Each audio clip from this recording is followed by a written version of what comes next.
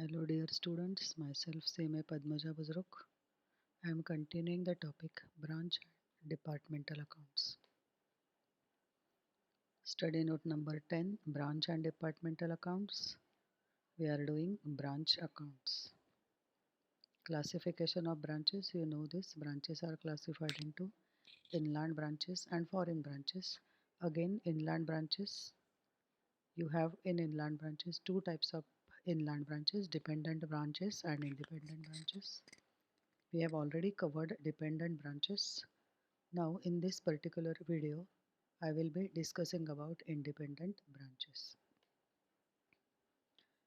When there are voluminous transactions in a branch, they prepare accounts independently. That is, if branch has large number of transactions, many transactions, they prepare their own books of accounts. They purchase and sell goods independently. That is, branch purchase and sell goods independently and also sell the goods which are sent by head office. As the branches are owned by head office, the profit or loss so made by the branch is enjoyed by head office. These branches prepare trial balance, trading account, profit and loss account, and balance sheet at the end of the year, where head office receives the accounts from the branches. It incorporates profit of the branches as branch account debit to profit and loss account. So in short, these branches, independent branches, keep separate books of accounts for all the transactions. They prepare trial balance, trading account, profit and loss account, and balance sheet. They send it to head office. Head office incorporates these accounts in their own for finding out the profit for the business. Branch maintain head office account, and on the contrary, head office maintains a branch account. In the books of branch, you are supposed to prepare head office account, and in the books of head office, you are supposed to prepare branch account. All sorts of transactions, for example, remittance of cash, transfer of goods, etc., are to be passed through these accounts. Remittance of cash from head office to branch or from branch to head office, goods sent from head office to branch or returned by branch to head office are recorded in these accounts. That is, branch account in the books of head office and head office account in the books of branch. Sometimes the balance of branch account in head office books and head office account in branch books do not agree. This can either be because of goods in transit or because of cash in transit. Transaction between branch and head office are recorded by both branch and head office, and they prepare accounts. That is, in the books of head office, branch account is prepared, and in the books of branch, head office account is prepared. All sorts of transactions between them are recorded, so the balances shown by both the accounts should match, but sometimes they do not match. This can be because of goods in transit or cash in transit.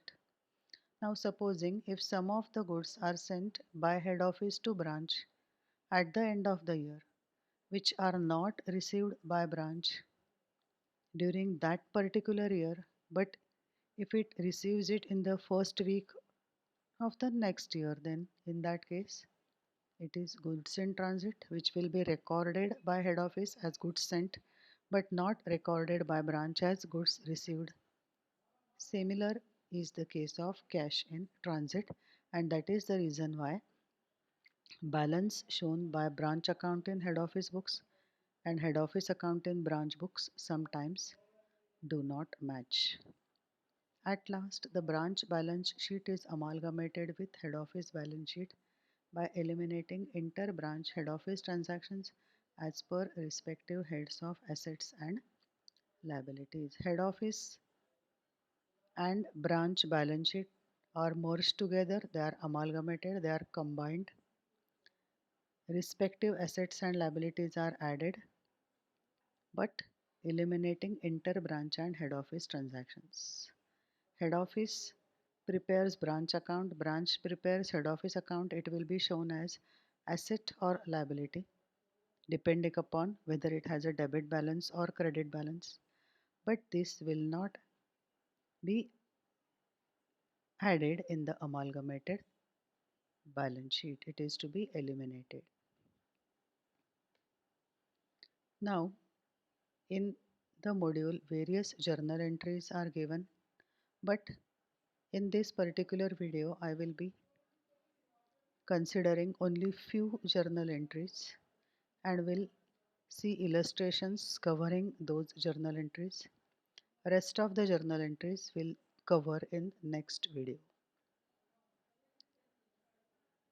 Goods sent by head office to branch. We'll see journal entries in head office books as well as branch books. In the books of head office, when head office sends goods to branch, head office will prepare branch account and the entry is branch account debit to goods sent to branch account. In the head office books, if you prepare branch account debit side, you are supposed to write to goods sent to branch account. In the books of branch, goods received from head office to head office. Branch prepares head office account. So as soon as branch receives the goods, it passes the entry goods received from head office account debit to head office. But sometimes this heading goods received from head office account can be goods sent to branch account also. This account head can also be used by branch as goods sent to branch account debit to head office account. Goods returned by branch to head office. If some of the goods are returned by branch to head office, then in the books of head office, goods sent to branch account debit to branch account. In the books of head office, you prepare branch account, credit side of branch account by goods sent to branch account. These are returns to head office. In the books of branch, head office account debit to goods received from head office account. So these two entries are exactly opposite of each other. Now transfer of goods between different branches. If head office has various branches, then some of the transactions take place between these branches. How it is to be recorded in head office books, that we'll see first. Recipient branch debit to supplying branch. The branch which is receiving goods, cash, etc. will be debited in head office books and the supplying branch will be credited. But in the books of branch, don't see these journal entries. I will give you a simple way of remembering how it is to be remembered. In the case of recipient branch, you have to assume that as if the goods or cash the branch is receiving from head office. In case of supplying branch, assume that as if the branch is supplying goods or it is remitting cash to head office, and accordingly entries are to be passed in branch books. But in case of head office books, the receiving branch will be debited and supplying branch will be credited. Cash in transit. Entry for cash in transit in the head office books is cash in transit account debit to branch. In the books of branch, cash in transit account debit to head office. Goods in transit. In the books of head office, goods in transit to branch. In the books of branch, goods in transit account debit to head office. There is no hard and fast rule whether the entry is to be passed in the books of head office or branch. Either you can pass the entry in head office books or you can pass the entry in branch books. Only for both cash in transit as well as for goods in transit. Now supposing if branch has sent some goods or returned some goods to head office has not received it, then it is goods in transit account debit to branch in the books of head office, and in the books of branch, goods in transit account debit to head office. Either of either in the branch books or in the head office book this entry is to be passed, but not in both the books simultaneously. Cash in transit, supposing if cash is remitted by head office to branch which has not been received by branch, then in that case entry can be passed in branch books as cash in transit to head office or head office books as cash in transit account debit to branch. But actually in practice, the branch or head office, whoever has supplied goods or cash, would have already recorded entered in their books. So it is better that branch or head office, whoever has not received it, will pass the entry cash in transit or goods in transit account debit to either branch or head office, but no hard and fast rule for this. Now we'll see illustrations. Illustration 10. Journalize the following transactions in the books of head office, Delhi branch and Agra branch. Simultaneously, we'll see the journal entries in the books of head office as well as Delhi branch and Agra branch. Goods worth rupees 50,000 are supplied by Delhi branch to Agra branch under the instruction of head office. Supplied by Delhi branch to Agra branch. Agra branch is receiving the goods. In the books of head office, receiving branch to sending branch. Agra branch account debit to Delhi branch account. In the books of head office, Agra branch account debit to Delhi branch account 50,000 being goods supplied by Delhi branch to Agra branch. Now we'll see the same entry in respective branch, Delhi as well as Agra. From the viewpoint of Delhi branch, it is as if Delhi branch has supplied goods to head office, and from the viewpoint of Agra branch, as if it has received the goods from head office.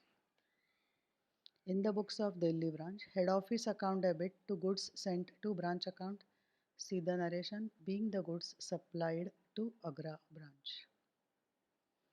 In the books of Agra branch, goods sent to branch account debit to head office being the goods received from Delhi branch.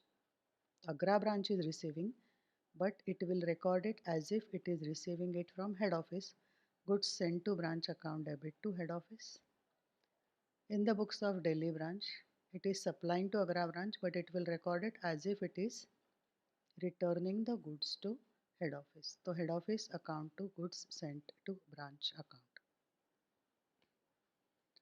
Delhi branch draws bill receivable of for rupees 40,000 on Agra branch, which sends its acceptance. Agra branch has accepted to pay.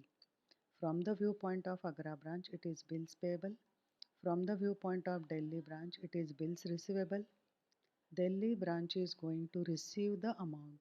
So in the books of head office, Delhi branch account debit to Agra branch account. In the books of head office, Delhi branch account debit to Agra branch account 40,000 being bills receivable drawn by Delhi upon Agra branch. Now from Delhi branch viewpoint, it is bills receivable. From Agra branch viewpoint, it is bills payable. So in the books of Delhi branch, it is bills receivable account debit to head office being the acceptance of BR received from Agra branch. You have to be very careful while writing the narration. In the books of Agra branch, head office account debit to bills payable being a bills payable accepted for Delhi branch. Delhi branch received 10,000 from Agra branch. Delhi branch is receiving. So in the books of head office, Delhi branch account debit to Agra branch. But Delhi branch has received, it will assume that as if it has received cash from head office. Agra branch will assume as if it has paid cash to head office. In the books of head office, Delhi branch account debit to Agra branch account 10,000 being cash sent by Agra branch to Delhi branch. Delhi branch has received it. Cash account debit to head office being cash received from Agra branch. In the books of Agra branch, head office to cash account being cash paid to Delhi branch. Goods worth rupees 20,000 were returned by a customer of Agra branch to Delhi branch. Customer of Agra branch has returned goods to whom? To Delhi branch. Delhi branch is receiving. So in the books of head office, Delhi branch to Agra branch. In the books of head office, Delhi branch to Agra branch, being the goods returned by customer of Agra branch to Delhi branch. Delhi branch is receiving goods, will assume that as if it is receiving it from head office. But Agra branch customer has returned it. So in case of Agra branch, its customer account will go down. So it will credit debtors account and debit will go to head office. Goods sent to branch account debit to head office account being goods received from customer of Agra branch. But entry is as if it has received the goods from head office. In the books of Agra branch, head office account debit to debtors, debtors balance will go down. Agra branch customer has returned the goods, being the goods returned by customer of Agra branch and not Delhi branch. Make a change here, this is printing mistake. Agra branch collected 20,000 from customer of Delhi branch. Which branch has collected? Agra branch. So in the books of head office, Agra branch account debit to Delhi branch account. In the books of head office, Agra branch to Delhi branch being cash collected by Agra branch from customer of Delhi branch. Now customer of Delhi branch has paid to Agra branch. So from Delhi's viewpoint, its debtor account is going down, so it will credit debtors and debit head office. Agra branch is collecting the cash. Agra branch will show as if it has received the cash from head office. In the books of Delhi branch, head office account debit to debtors being cash collected by Agra branch from our customer. And in the books of Agra branch, cash account debit to head office being the cash received from customer of Delhi branch. But entry will be passed as if it is receiving cash from head office.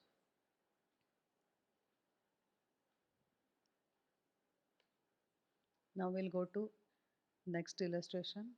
Illustration 11. A Delhi head office passes one entry at the end of each month to adjust the position arising out of inter-branch transactions during the year. From the following inter-branch transactions in March 2013, make the entries in the books of Delhi head office. In the books of head office, you are supposed to pass journal entries, but Delhi head office passes only one entry. Considering all these branches, taking all these branches into account, you are supposed to pass only single entry. How it is to be done, that we'll see now. Kolkata branch received goods from Patna branch and Ahmedabad branch. In the books of head office, I will be telling you the entries now. Kolkata branch has received goods, so Kolkata branch account debit to Patna and Ahmedabad branch. Kolkata branch sent goods to Ahmedabad and Patna, so Ahmedabad and Patna has received. So Ahmedabad branch debit, Patna branch debit to Kolkata branch. Kolkata branch sent acceptance to Patna branch and Ahmedabad branch. Kolkata branch has accepted to pay. So Patna branch, Ahmedabad branch to Kolkata branch. Kanpur branch, apart from the above, Kanpur branch sent goods to Ahmedabad branch. Ahmedabad branch is receiving. Ahmedabad branch to Kanpur branch. Received bills receivable from Ahmedabad branch. Received cash from Ahmedabad branch. So in these two cases, Ahmedabad branch is accepting and Kanpur branch is receiving. Received cash from Ahmedabad branch. Received BR from Ahmedabad branch. Kanpur branch will be debited. Ahmedabad branch will be credited. But you are not supposed to pass these individual entries for all these separate 6 transactions. Only one entry is expected. So for that, we'll go through working note and I will explain how it is to be done. Statement of inter-branch transactions, 4 branches, Kolkata, Kanpur, Patna and Ahmedabad. Goods received By Kolkata branch, Kolkata debit. From Patna and Ahmedabad credit.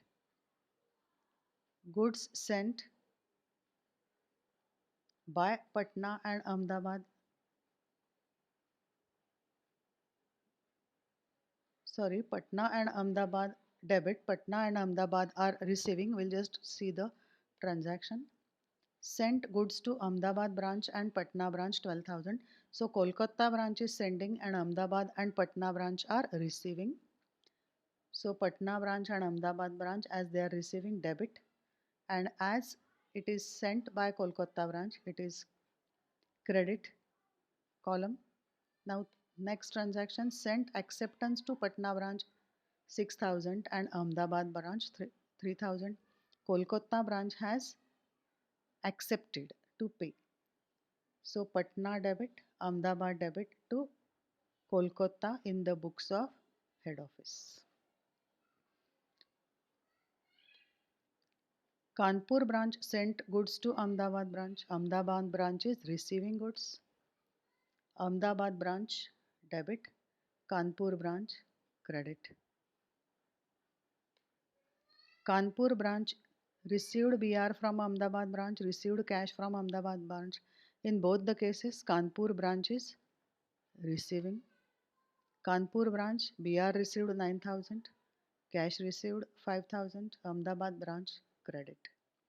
Now take the total, find out the balancing figure. In case of Kolkata branch, credit is more, 21,000 is the difference. In case of Kanpur branch, debit is more, 5,000 is the difference. Patna branch, debit is more, 9,000 is the difference. In case of Ahmedabad branch, again debit is more, 7,000 is the difference. Kolkata branch is having credit balance. All the three branches are having debit balance. So only one entry will be passed in the books of head office at the end of the month, and that entry is Kanpur branch account debit 5,000, Patna branch account debit 9,000, Ahmedabad branch account debit 7,000 to Kolkata branch 21,000. That is how in the books of head office you are supposed to pass a single journal entry.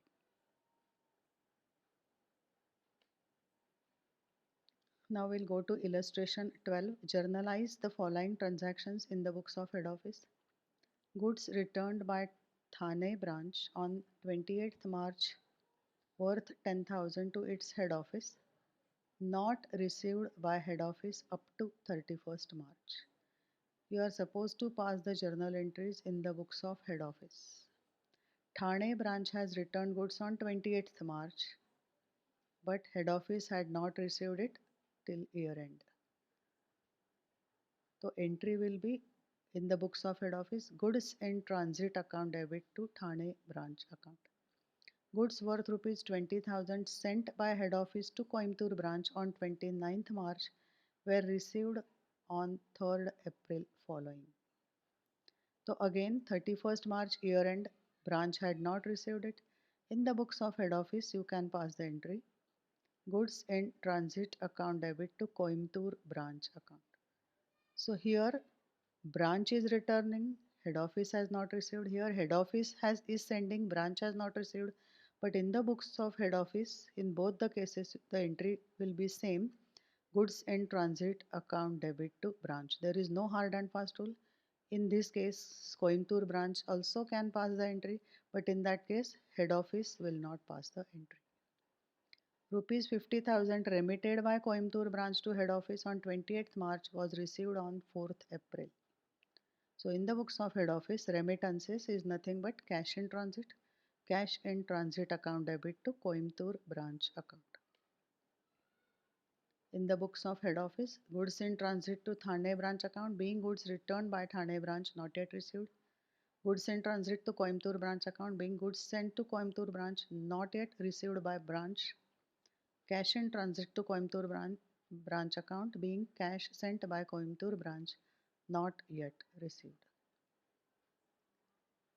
So goods in transit, even if not received by branch, not received by head office, is passed in the books of head office only. Now go to example 2, page number 508. Pass the journal entries in the books of head office to record the following transactions for the year ending 31st March 2013. Head office collected rupees 24,500 from customer of Delhi branch. Head office has collected. You are supposed to pass these journal entries in the books of head office. Bank account debit to Delhi branch account. Why? Because head office has collected. So head office will debit bank account. To whom it has collected? From customer of Delhi branch, but it will credit to Delhi branch account. Why? Because customer's account will be maintained in branch and head office will not maintain branch customer account.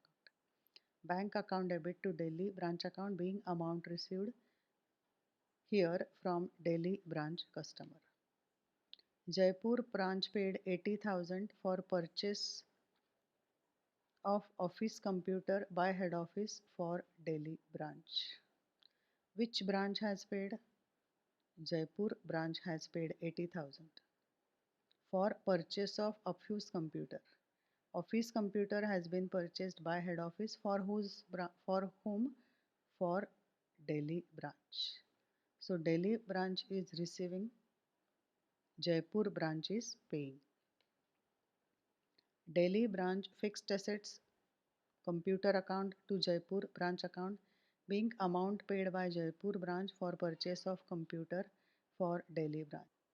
Goods sent by head office to Jaipur branch valued 45,000 wrongly debited to Delhi branch in the books of head office. Goods sent by head office to Jaipur branch. Head office has sent to goods to Jaipur branch, but it has wrongly debited to Delhi branch. Now you are supposed to rectify this entry, credit Delhi branch and debit Jaipur branch. Jaipur branch account debit to Delhi branch account being reversal of wrong entry. This is nothing but rectification entry. Goods returned by Delhi branch valued rupees 4,800 on 26th March 2013 was received by head office on 3rd April 2013. These are goods in transit. Who has sent returned these goods? Delhi branch. So entry is goods in transit account debit to Delhi branch account being goods returned by Delhi branch on 26/3/13 lying in transit, that is not yet received. Example 4, page 420. Pass journal entries to rectify or adjust the following in the books of Kolkata branch for the year ending 31st March 2014. You are supposed to pass rectification entries in the books of Kolkata branch. Kolkata branch paid 25,000 as salary to a visiting head office official. The branch has debited the amount to salaries account. Kolkata branch has paid 25,000 to visiting head office official. So bank account will be credited, but head office account should be debited, but they have debited salaries account. Now you are supposed to rectify the entry, and rectification entry will be head office account debit to salaries account. Goods costing 15,000 purchased by Kolkata branch, but payment made by head office. Goods costing 15,000 Kolkata branch has purchased, but payment was made by head office. The head office has wrongly debited this amount to its own purchases account. Now this rectification entry will be passed in the books of head office. We'll assume that branch has correctly recorded this. Goods costing 15,000 purchased by Kolkata branch, but payment was made by head office. We'll assume that it is correctly recorded in the branch account as purchases account debit to head office, but head office has wrongly debited this to its own purchases. So in case of head office, the rectification entry will be, it will credit purchases and debit branch. This is how this entry is to be passed in the books of head office. No entry need to be passed in the books of branch, assuming that branch has correctly passed the entry. If branch has missed out the entry, then you can pass the entry in the books of branch as purchases account debit to head office account. Depreciation on branch assets of which accounts are maintained by the head office not provided for 5,500. Depreciation on branch assets. Assets accounts are maintained by head office. In the books of branch, entry will be depreciation account debit to head office. Entry is depreciation account debit to head office in the books of branch. Goods worth 30,000 were returned by customer of Kolkata branch to head office. He had returned the goods to head office. Customer account will go down. So entry in the books of branch will be head office account debit to debtors account. 40,000 remitted by Kolkata branch to head office on 29th March 2014 was received on 3rd April 14. Branch had remitted to head office on 29th March.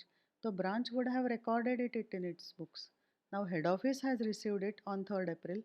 Head office will pass the entry of, but there is no hard and fast rule. So I just want you to do this and check the answer. Total of journal is 75,500, but this answer is not correct. Why? Because they have passed this particular entry 15,000, so it will not match. This entry you will pass, this entry you will pass, this entry you will pass. This will write that head office will pass because branch would have assumed that branch would have already, branch has remitted the goods 40,000 remitted by Kolkata branch to head office. Branch had remitted the cash, but head office has not received it.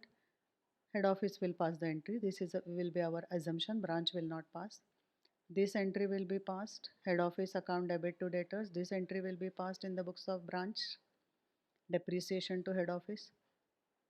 Again, this entry, if branch has not passed the entry, like how this entry is not provided for depreciation, like if it has not been passed, then you can't pass the entry purchases to head office. But otherwise, mistake is made by head office, so head office will pass rectification entry. And this rectification entry will be, they have, branch has debited to salaries account, to salary to be credited and head office to be debited. Head office account debit to salaries account. This is how you are supposed to pass the journal entry and check the total of journal. 75,500 is wrong answer. Check it. Do it on your own. Thank you.